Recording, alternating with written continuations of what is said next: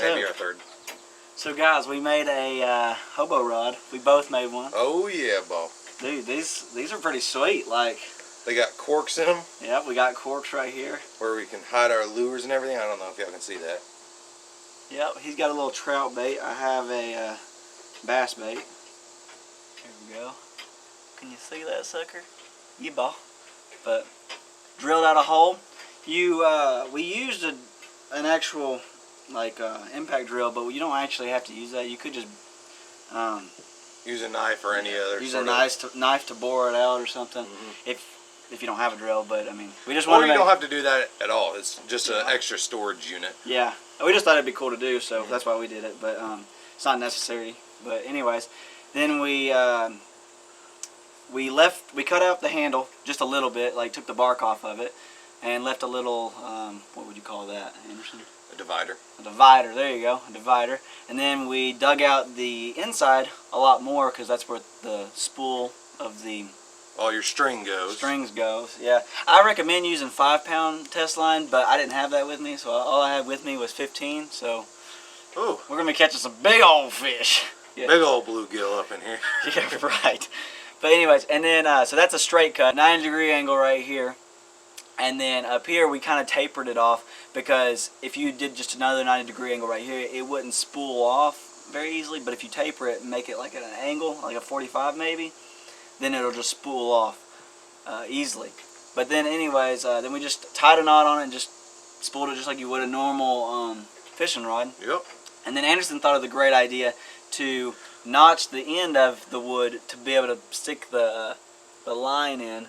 And we just marked it with a marker just so that we would see where the notch is. Yeah, the notch is. But it works really good. I mean, look, it doesn't make the line come out or anything. It's really good. We just took a knife and just kind of like pushed it into the wood.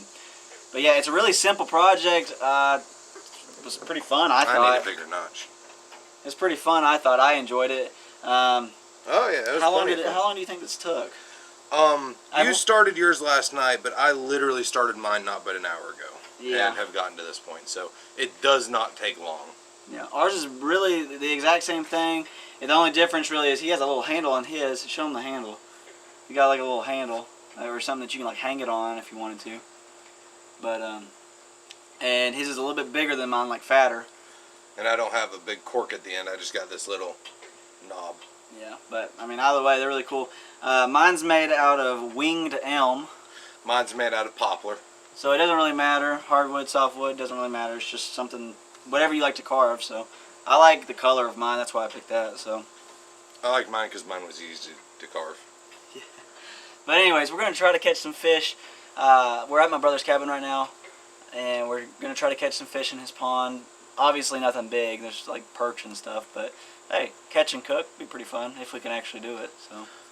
This will be the first time catching anything in this pond. So.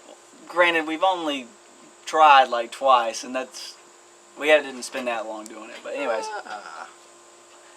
hopefully we'll see y'all in a few minutes. Hours.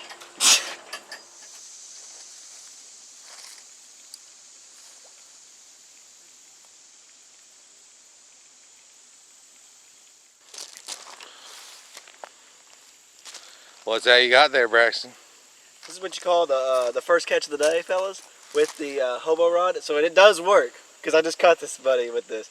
Now, it's too small to keep, obviously, but you could use it. I mean, if it was in a survival situation, obviously, we'd fry this baby whole, and it'd give you some kind of nourishment. Maybe not enough, but... Or you could take it, and if you had a lake, you know, bigger than 20 yards by 40 yards. Yeah, you could cut it up and use it as bait, so to attract other fish.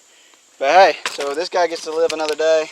I'm gonna take him off the hook and throw him back. But hey, how long had I've been sitting here for? Maybe what, 10-15 minutes? I already caught one. So hobo rod works. It doesn't work as good as a fishing rod, obviously, but you can make this thing out in the woods if you have a knife. That's literally all it needed. Unless you wanted to bore out that thing, then I use a drill. But anyways, all right. So let's get this guy off of here and throw him back. That's awesome. Come on. All right. Here he goes.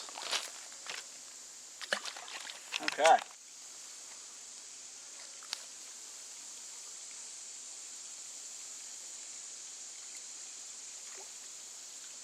Got another one.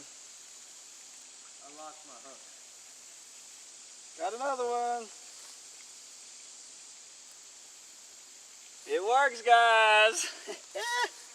Look at this bad boy. This little dude. Still too small, but it would work in a survival situation. We're gonna try to catch 2 bigger ones and then just fry them whole. But this guy gets to live another day too.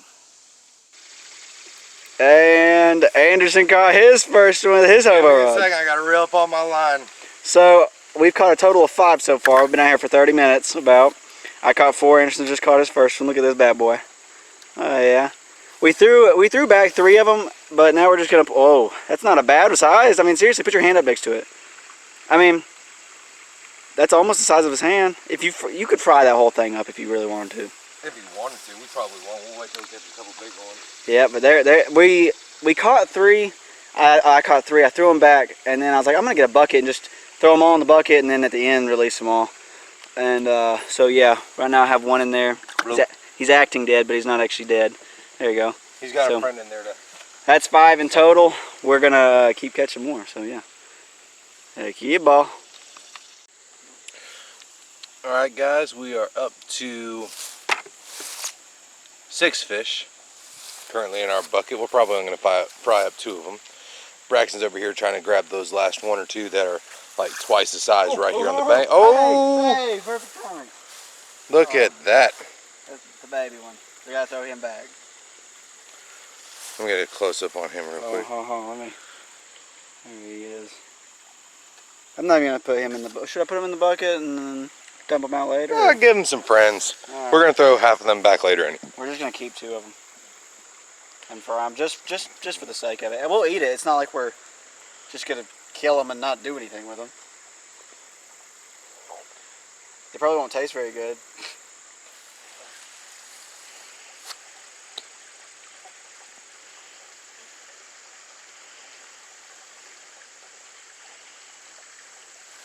Oh. Oh.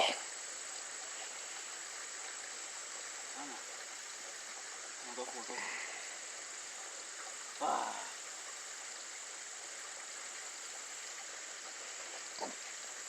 Rinse and repeat. Eventually you'll catch one. So we fried them. You ball. And tell them what you put in it or what you made of it. You got scales in your eyes. I got scales in my eyes. You got scales in your eyes. All right, go ahead. All right, so literally all I did was use a cast iron pan on the stove, olive oil in the pan, flour, salt, pepper, and Creole seasoning. We prefer Tony Chachere's. Oh yeah. Not sponsored though. Not yet. Let's try them. I haven't tried it yet. Okay. No eggs either, because the fish already is good enough to hold. Look at that. Juicy enough to hold all the flour to it. I mean, it's not big or nothing, but.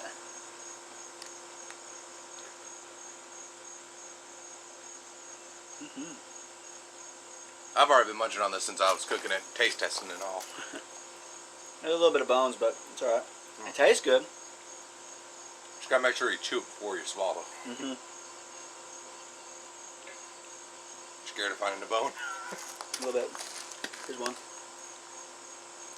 I didn't do the best job of Well, I put way too much salt in these. making some fillets, but it's not bad. Nah, it really isn't.